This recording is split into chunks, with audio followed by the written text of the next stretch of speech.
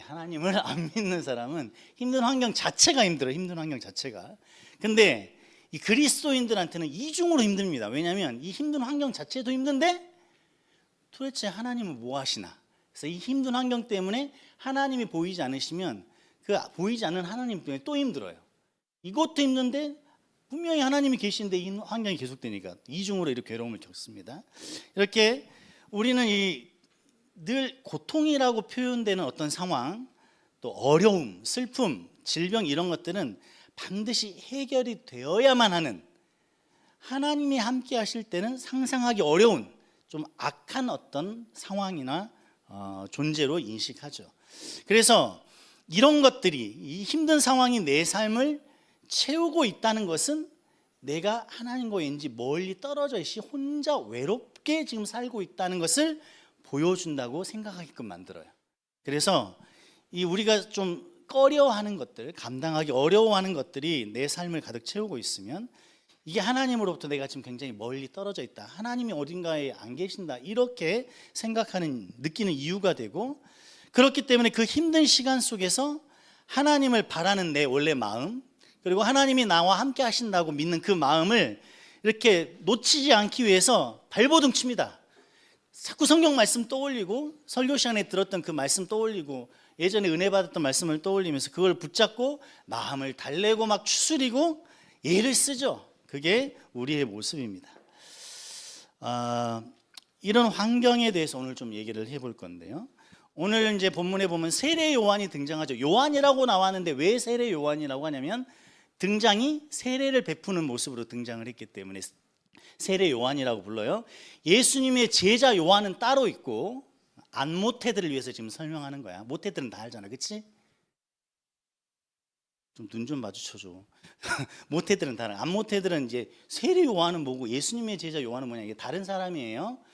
세례 요한은 예수님의 제자가 아닙니다. 예수님보다 먼저 태어나가지고 이렇게 먼저 등장한 사람이에요. 아무튼 이 세례 요한이 등장하던 시점의 환경이 오늘 본문에서 묘사되고 있어요. 1절에 보시면 누가 나오냐면 디베료 황제가 나옵니다. 디베료는 여러분이 굉장히 잘 아는 사람이에요. 이 사람의 풀네임을 얘기하면 티베리우스 줄리어스 시저. 우리가 그 시저 왕 알죠? 시저 왕, 로마의 왕, 엄청난 정복 전쟁을 하면서 이 사람, 그러니까 이 성경에 이 사람이 왔다는 말, 이 기록되어 있다는 말은 로마에도 이 성경과 관련된 내용들이 분명히 그 역사에 기록되어 있다는 얘기. 아무튼 그 줄리어스 시저라는 사람이 이 티베료입니다. 티베료.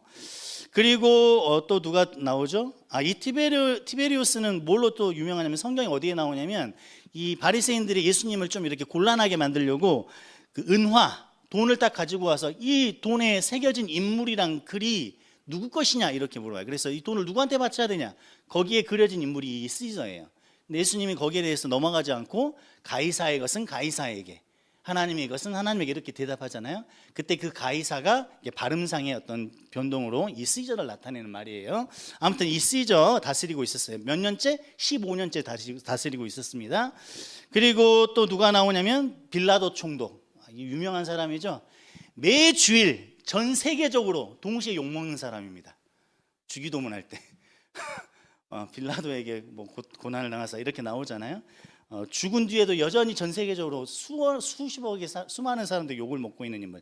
아무튼 이 빌라도 총독, 그 다음에 헤롯, 빌립, 루사니와 이 분봉왕들이 다스리고 있었어요. 당시 이 유대는 우리가 알고 있듯이 로마 지배받고 있었던 때잖아. 그때 이제 요 용어들을 좀 알면 도움이 되는데, 분봉왕 이전에 이제 그 민족왕이라는 게 있어요. 왕이 있는데, 여러분 그 예수님이 태어나실 때 예수님이 왕이 된다는 소문을 듣고 2살 이하의 애들 다 죽여버려라 이렇게 명령 내렸던 왕 이름이 뭐지? 헤롯 왕이었죠. 로마는 그 자기가 정복한 나라의 그 영토를, 그 영토에 원래 살고 있던 토착 세력들, 원래 그 민족 중에 한 명을 뽑아가지고 다스리게 했어요. 그래서 그때 유대를 다스리게 했던 그 왕이 헤롯 왕입니다. 헤롯 왕. 그 헤롯 왕이 예수님 나는 게 두려워서 다 죽이라고 명령했던 왕이고, 그 헤롯 왕이 지나간 다음에, 죽은 다음에 이제 유대 땅을 한 왕이 통치하는 게 아니라 영역을 한 4군데로, 몇 군데로 나눠요. 그래서 헤롯의 세 아들이 있었는데 오늘 나온 애들이 그 세 아들입니다. 첫 번째 아들이 또 헤롯이에요. 근데 헤롯 안티파스 이 뒤에 말이 붙는데 그다음에 빌립, 그다음에 루사니아 이렇게 세 아들이 나눠서 이렇게 다스리게 돼요. 그래서 로마의 임명을 받고 유대 지역을 다스리던 누구 출신? 유대 출신 애들, 같은 민족인 거지. 얘네들이 이제 왕으로 다스리는데 그 왕을 뭐라고 부르면 분봉왕이라 그래요. 알겠죠? 그래서 있고 그다음에 빌라도 총독 있죠. 이 총독은 뭐냐면 이 유대 땅을 원래 그 민족 중에 한 명을 뽑아서 이렇게 분봉왕을 세워서 다스렸잖아. 근데 로마가 특별히 여기는 좀 우리 로마가 직접 다스려야 득이 되겠다고 한 10개 정도의 도시를 모아서 다스리는 데가 있어요. 그 로마의 자치기구, 로마 사람이 직접 파견이 돼서 다스리던 곳, 그런 곳들이 있었는데 그곳을 통치하고 책임지는 사람이 총독이에요. 그래서 빌라도 총독은 로마 사람인 거지. 알겠죠? 그렇게 해서 아무튼 이 분봉왕들도 있었고 로마의 자치기구에서 다스리는 총독도 있었고 그다음에 또 누가 나옵니까? 대제사장 안나스와 가야바가 나오죠. 이 대제사장 안나스는 지난 시간에도 등장했던 사람, 예수님 잡아오라고 시켰던 애. 그리고 이 안나스와 가야바가 대제사장인데 이 대제사장도 원래는 레위지파에서 임명받아서 세습이 돼야 되는 거야. 근데 로마 시대 때는 어땠다 그랬어요? 로마가 직접 임명하는 자리가 됐다 그랬죠. 그래서 안나스 다음 대제사장이 가야바인데 이 가야바가 누구냐면 안나스의 사위입니다. 사위. 지네들끼리 먹고 하는 거예요. 이렇게 권력을 계속 세습시키는 거죠. 아무튼 그런 상황이었어요. 그래서 이런 그 사회적, 정치적, 종교적 지도자들이 이 지금 세례 요한이 태어나던 그 당시에 유대 땅을 완전히 다스리고 있었던 상황이라는 것을 3장 1절부터 이렇게 설명을 해주고 있었습니다. 황제에서부터 디베르 황제, 그다음에 분봉왕, 그다음에 뭐 대제사장에 이르기까지 이 총독이나 황제들은 이 유대 공동체를 굉장히 혐오했고 또 억압하던 인물들이었죠. 그리고 종교 권력자인 대제사장이나 이 분봉왕들은 유대 민족이 하나님을 잘 생기록 돕다기보다는 자기들의 이익을 위해서 권력에 붙어가지고 살던 사람들이었습니다. 즉 유대 공동체를 힘들게 하고 있던 사람들이라 이거죠. 사회, 정치, 종교 모든 영역에서 하나님의 손길을 느끼기가 굉장히 어려웠다 이거예요. 그 얘기하려고 하는 거예요. 하나님의 택한 백성이었고 지난 시간에나 그 마카비 왕 장군 나와가지고 이렇게 뭐 그런 얘기도 했었죠. 아무튼 옆으로 세면 안 되니까 아무튼 그렇게 요 시간 동안에는 세상 왕이라든가 이런 종교 권력들이 철저하게 유대 백성을 착취하고 억누리던, 그래서 하나님의 손길을 굉장히 느끼기 어려웠던 환경이었다. 우리 환경도 한번 생각해 보면 좋을 것 같아요. 여러분 지금 하나님의 그 따뜻한 손길이 잘 느껴지는 환경 속에서 살고 있습니까? 환경만 보면 저는 하나도 못 느끼겠어요. 교만한 말일지 모르겠지만 환경만 보면 도대체 하나님 퇴근하셔가지고 왜 출근을 안 하시나 막 이런 생각이 들 정도로 여러분은 하나님의 손길을 느끼기 어려운 이 디베료, 빌라도, 헤롯 같은 인물들이 다스리는 환경 속에 있습니까? 이 디베료와 빌라도, 헤롯을 여러분이 보면서 무슨 생각을 해야 되냐면 이 통치자들이 바로 나의 삶과 나의 생각을 다스리는 세상의 기준들이구나라는 생각을 하면 좋을 것 같아요. 세상이 제시하는 행복의 조건들, 세상의 만족과 행복이 우리의 디베료와 빌라도와 헤롯이 되어서 그들이 제시하는 행복을 받아들이지 않으면 괴롭히고 그들을 추구하도록 굉장히 강요합니다. SNS나 뭐 이런 거, 인스타, 수많은 매체들, 쇼츠 이런 그 매체들 속에 그리고 거기에 등장하는 사람들이 그들이 제시하는 이 기준에 이르지 못하면 실패하고 비참한 인생이라고 우리를 굉장히 세뇌시키죠. 그리고 하나님이 가증하다, 부정하다, 그러면 안 된다고 말씀하신 것도 과감하게 누구나 다 할 수 있고 아무 문제가 아닌 것처럼 이야기합니다. 그 나르샤 알아? 나르샤 가수? 맞니? 나르샤? 나르샤가 그 새롭게 하소서의 간증 프로그램에 나왔어요. 나르샤가 무슨 팀이었지? 생각이 잘 안 나네. 가수가 있었는데 간증했어요. 근데 얼마 지나서 어디에 또 출연했냐면 유튜브 그 영상에 출연했는데 동성애자들이 자기들끼리 막 즐겁게 노는 그 프로그램에 또 출연했어. 그러니까 그런 영상들 이렇게 보면은 그 동성애라고 하고는 그 문제에 대한 접근의 벽이 굉장히 낮춰집니다. 전도사님이 굉장히 재밌게 봤던 드라마가 하나 있어요. 완전히 그 뭐라 그러니 계속 주행하는 거. 좀 창피하네. 정주행. 난 그런 걸 해본 적이 없는데 그 드라마를 처음부터 끝까지 다 봤어. 날 새고 봤어. 그게 갯마을 차차차였어. 혹시 본 적 있어? 그 신미나 나오고 막 이런 건데 섬 바닷가 근처에서 나오는. 근데 그거를 보다가 굉장히 아름다운 드라마야. 악인이 한 명도 등장하지 않아. 모든 스토리가 아름답고 정말 재밌어. 근데 그 안에 동성애자가 등장합니다. 그 동성애자가 여자인데 어떤 언니를 좋아하는 이야기가 이제 고백되어지는 이야기. 근데 그 모습이 너무 아름답게 묘사가 돼. 그 모습이 아름다워. 그 애틋한 마음이 있었군. 이런 거. 그러니까 이 세상에서 우리에게 여러 영상이나 이런 매체들을 통해서 굉장히 우리에게 이렇게 세뇌시키는 그런 것들이 있다는 거죠. 이 디베르와 빌라도와 헤롯이 바로 그런 역할들을 하는 세력들입니다. 그래서 그들처럼 살지 않으면, 또는 그들처럼 시도하는 용기를 갖지 못하면 마치 그리스도인은 삶의 패배자처럼 느끼게 하는 이 세상의 세력들이 있다 이거죠.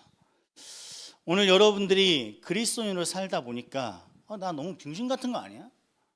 나만 병신이야? 이런 생각이 들게끔 하는 그런 세상의 모습들이 있어요.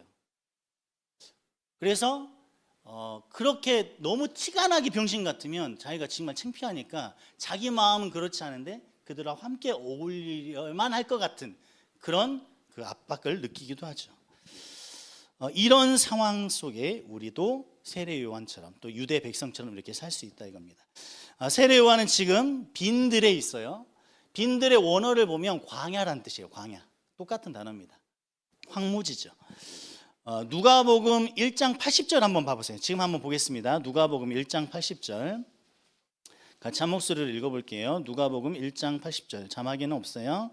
같이 한 목소리를 읽겠습니다. 1장 80절 시작.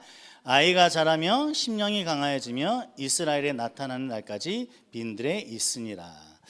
언제부터 왜 그곳에 머물렀는지 확실히는 알 수 없지만 아이 때부터 이 세례 요한은 빈들에서 낙타 털옷 입고 가죽띠 띠고 메뚜기와 석청을 먹어야만 살 수 있는 곳, 그 광야로 가서 살았다 이거예요. 세례 요한에게는 부드러운 빵이나 포도주 이런 거 없었어요. 우리에게 너무나 당연시되는 의식주, 이 모든 게 수준 이하였어요. 광야에서 살았으니까 거의 광인 수준이었죠. 광인 수준. 심지어는 혼자 살았어. 빈들에서. 아이 때부터 그랬다 이거예요. 근데 하나님이 잘 키우신 거죠. 외로움 속에 살았습니다. 외로움 속에.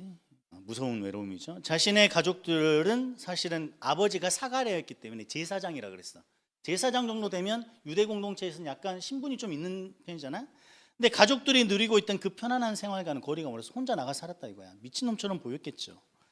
예수님의 가족들이 예수님을 미쳤다고 생각했던 것처럼.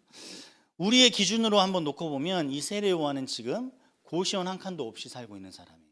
그럼 고시원 혹시 살아봤어요? 그야말로 노숙자라 다를 바 없는 생활인 거죠. 여러분은 지금 어디에 있습니까? 우리의 영적 빈들은 어디입니까? 만몬신. 만몬신은 뭐냐면 돈을 숭배하는 것을 의미해요.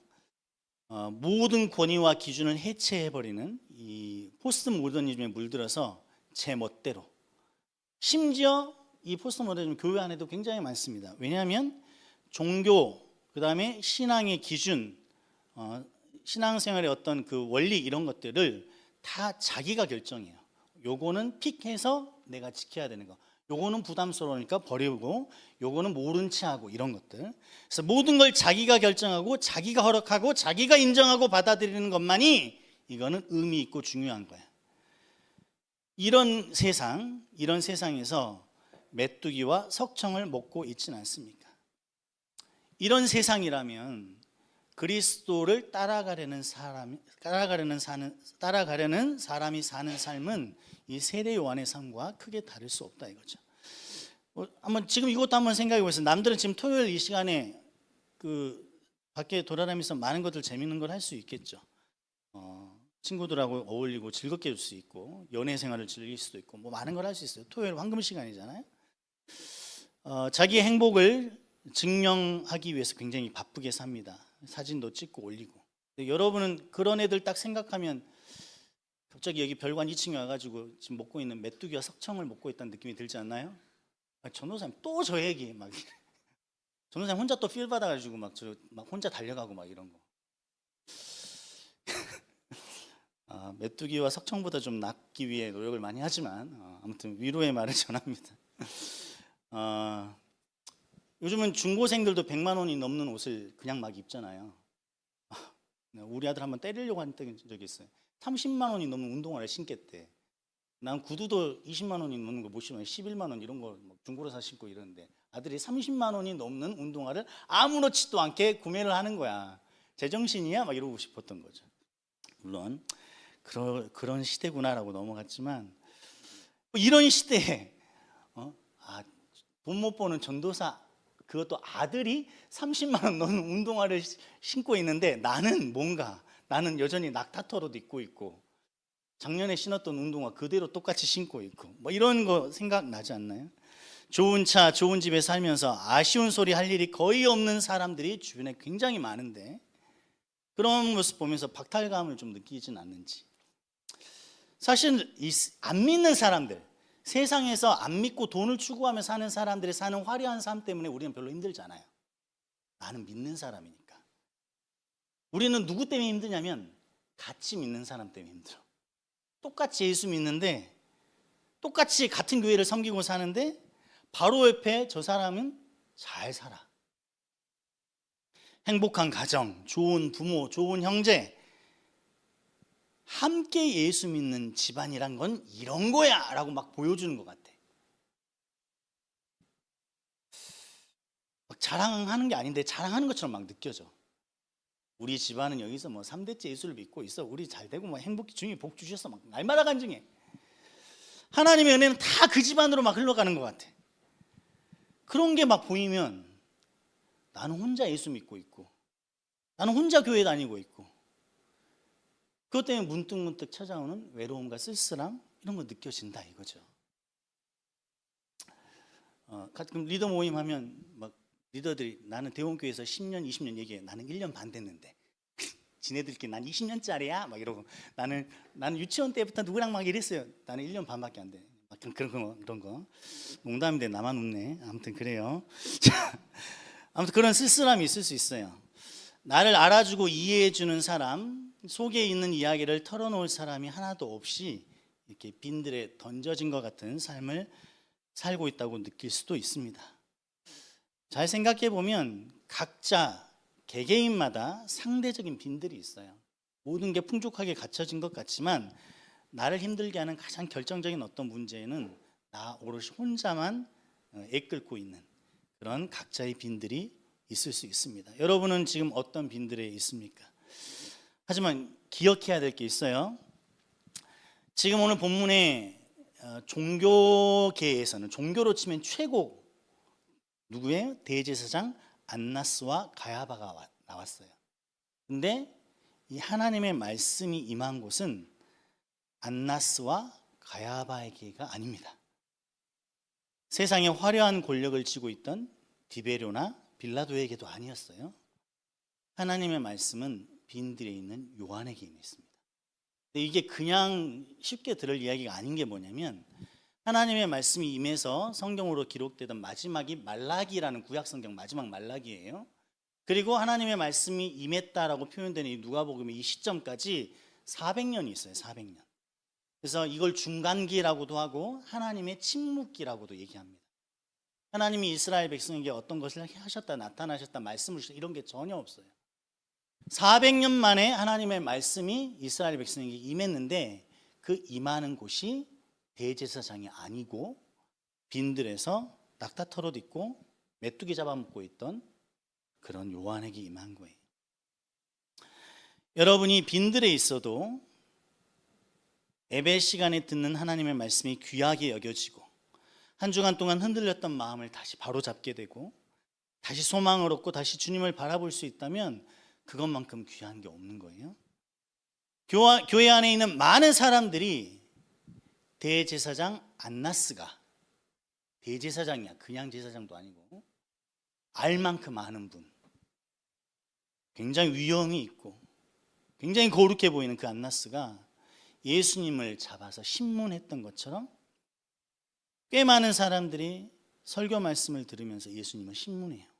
무슨 말이냐면 대제사장이 예수님을 잡아와서 뭐라 그랬죠? 네가 그리스도가 맞냐? 이렇게 물어봤어요. 원래대로라면 어떻게 해야 돼? 하나님이신 예수 그리스도 앞에 가장 먼저 엎드리고 가장 먼저 두려워서 경배해야 되는 게 대제사장인데, 그 대제사장이 예수님을 잡아오라고 시켰고, 잡아와가지고 뭘 질문했다고? 네가 그리스도 맞아? 이렇게 질문했다. 안 믿는 사람 입장에서 보면 우리가 대제사장이에요. 우리 알 만큼 알잖아.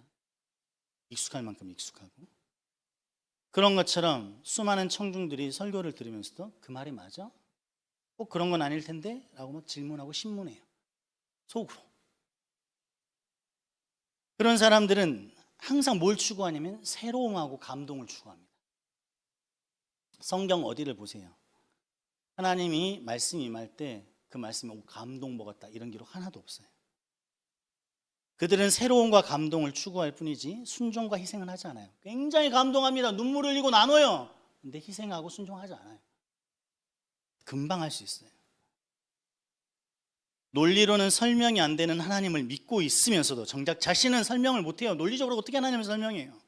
근데 논리적인 결함을 늘 찾으면서 불순종의 이유로 삼습니다. 그래서 오늘 하루 더 내 편한 대로 살 명분을 삼죠. 하지만 말씀이 오늘 임한 요한의 삶은 어떻습니까? 요한의 삶을 잘 보시면 오늘 하나님의 말씀이 요한에게 임했는데, 그것도 400년 만에 임했는데, 요한이 살고 있던 빈들이 도시로 바뀌었나요? 낙타토록과 가죽띠가 베르사체로 바뀌었나요?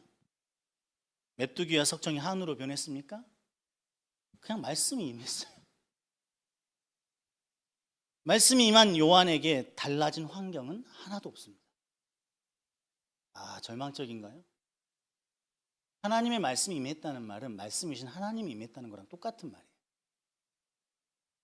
하나님의 말씀이 400년 만에 임했는데 달라진 게 없어요. 무슨 절망이에요? 그러나 달라진 게 있습니다. 그것은 그의 삶이 달라졌어요. 광야에 머물던 이 요한이 어디로 갑니까? 요단강 근처로 갑니다. 그리고 뭘 외치기 시작해요? 죄사함을 받게 하는 회개의 세례를 전파합니다. 이 말은 무슨 말이냐면 회개하라고 외쳤다는 거예요.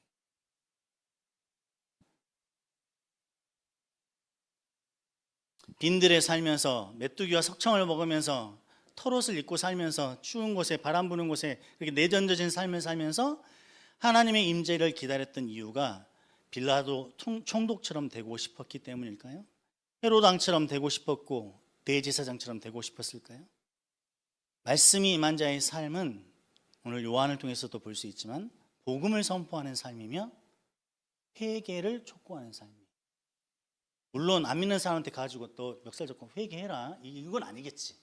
그렇지만 내가 그 사람에게 나누는 대화, 내가 그 사람에게 사주는 밥, 그 사람의 이야기를 들어주는 그 모든 것이 그 사람이 하나님 앞에 회개하기를 바라는 마음으로 하게 된다 이 말이에요. 앞에 있는 설교자가 여러분을 격려하고 다독이고 위로하고 그 모든 것 끝에 뭐가 있어요? 하나님 앞에 회개하고 그 회개하고 죄사함을 통해서 하나님의 관계가 회복되기를 바라는 마음이 있는 것처럼 참된 그리스도인은 설교 중에 십자가가 빠지면 불편해요. 가짜 그리스도인은 설교 중에 행복이 빠지면 불편합니다. 참된 그리스도인은 십자가에 달리신 예수님이 전부기 때문이고 가짜 그리스도인은 예수님이 아니라 자기 인생의 행복이 자기의 전부이기 때문에 그래요. 예수님은 구원과 행복을 위한 도구일 뿐이죠. 참된 그리스도인은 예수 그리스도를 믿고 얻은 구원이 행복이야. 구원이 행복이라고. 가짜 그리스도인은 행복이 그들의 구원입니다. 그들에게는 십자가는 큰 의미가 없어요. 십자가 이야기를 하고 십자가 생각하면서 살짝 슬픈 분위기 만들고 막 이렇게 하지만 결정적일 때 십자가는 아무 능력이 없어요. 별 의미가 원래부터 없었으니까. 뭐든 행복해지면 되는 것이기 때문이죠. 이런 것들을 오늘 생각해 볼 수 있는데 여러분은 하나님과 함께 하심, 즉 말씀의 임하심, 하나님의 임재를 어디서 찾으려고 하는지 생각해 볼 필요가 있어요. 편안하고 안락한 삶, 남들과 비교했을 때 크게 부족하지 않은 삶, 내 꿈이 완전히 다 이루어지진 않아도 대체로 내가 원하는 방향으로 가고 있는 삶이기 때문에 그것 때문에 하나님의 임재와 은혜를 누리고 있습니까? 아니면 빈들에서 메뚜기와 석청을 먹고 낙타초롯을 입고 살지라도, 비록 내 삶이 빈들과 같은 삶을 살지라도 빈들에도 찾아오시고 어디든 찾아오시고 어떤 상황에서도 찾아오시는 그 때와 장소와 환경과 상황을 가리지 않고 찾아오시는 그 말씀 속에서 하나님의 임재와 은혜를 누리고 계십니까? 여러분, 환경 속에서 하나님을 찾지 마시고 말씀 속에서 하나님을 찾아야 돼요. 말씀이 임하지 못할 곳은 없습니다. 물론 그렇다고 해서 우리가 말씀만 있으면 힘든 환경이 안 힘들게, 그런 거 아니에요. 힘든 환경은 힘들어요. 알겠어요? 예수님도 힘들어했다고. 알겠어? 힘든 환경은 힘들고 고통스러운 환경은 고통스럽습니다. 그러나 하나님의 말씀이 임하면 그 가운데서 하나님이 주신 은혜를 누리게 돼요. 여러분이 청년 때부터 훈련하고 연습해야 되는 것은 무엇이냐? 저도 어렸을 때 헷갈렸어요. 저 어렸을 때는 기복주의, 즉 복이 하나님이었어. 복 받은 것이 하나님이었다고. 그러니까 복이 없으면 하나님이 없는 거야. 그래서 하나님을 증거하고 하나님을 간증하려면 뭘 간증하고 뭘 증거해야 돼? 복을 간증하고 복을 증거해야 돼. 그래서 늘 간증의 자리에 서는 사람들은 모든 것들이 해결돼서 복을 누리고 있는, 행복한, 돈도 잘 되고, 돈도 잘 벌고, 자식도 잘 되고, 가족도 잘 되고, 모든 게 다 해결되는 그런 간증들이 차고 넘쳤죠. 그러나 진짜 복은 뭐예요? 복이 하나님이 아니라 하나님이 복인 것이 복음이에요. 하나님이 나에게 복인 것은 언제 알 수 있냐? 빈들에 가보면 알 수 있어요. 빈들에 가서 하나님이 나에게 말씀으로 임하신 것을 알고 누리고 산다면 하나님이 나에게 참된 복이 되신 것을 알 수 있다 이거죠. 여러분이 지금 있는 곳이 빈들처럼 느껴질 수 있습니다. 근데 그 빈들에서 자꾸 디베로가 되려고 하지 마세요. 헤롯이 되려고 하지 말라 이 말이에요. 자꾸 내가 종교적으로는 대제사장처럼 성공해야 되지 않겠냐. 뭐 저 같은 사람이겠지. 내가 하나님께 헌신한다고 막 사역자로 이렇게 딱 왔어. 신대원 가고 전도사 되고 강도사 막 이렇게 됐어. 근데 여기 와서 뭘 추구해? 종교적으로 성공하고 싶은 거야. 내 말씀에 은혜 받았다고 막 피드백이 막 날라오고 교회에서 막 인정받고 사람들이 엄청 좋아하고 따르고 내가 무슨 얘기하면 사람들이 그 말대로 막 움직이고 행동하고 그래서 막 어디 방송에 나오고 사람들이 초빙받고 인기 있는 그 영광을 누리고 싶은 거.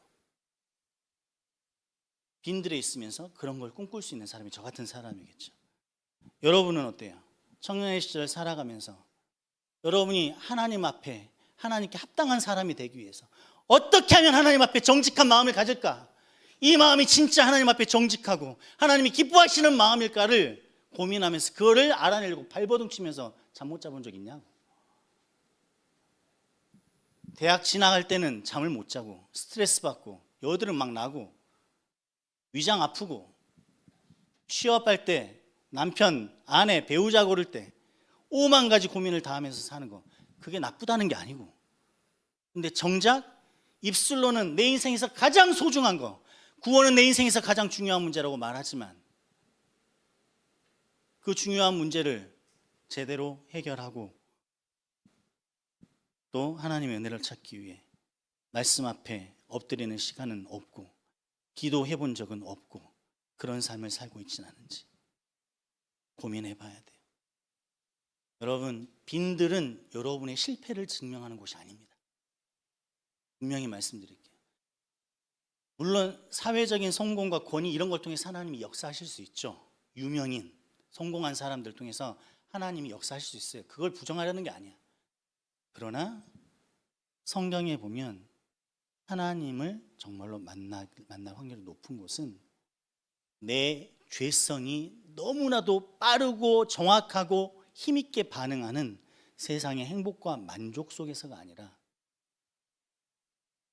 바로 이 빈들에서 하나님을 만날 확률이 높다는 거예요. 지금 여러분이 빈들을 살고 계십니까? 그럼 그곳에서 조용히 말씀 앞으로 나가세요. 그래서 나를 힘들게 하는 그 모든 상황들 앞에서 나에게 임하시는 하나님을 경험하게 해달라고 기도하세요. 그러면 여러분은 마귀의 속임수에 속지 않고 온전히 내 삶 가운데 임하시는 하나님을 경험할 수 있게 돼요. 힘든 상황이 왔을 때, 내 뜻대로 잘 되지 않을 때, 그때 진실한 하나님을 내가 만날 수 있는 시선을 갖게 된다는 것을 기억하세요. 우리 하나님은 여러분이 빈들에 있다고 여러분을 찾는 것을 헷갈려 하실 분이 아니라 이거예요. 어디에 있든지 여러분을 찾아가십니다.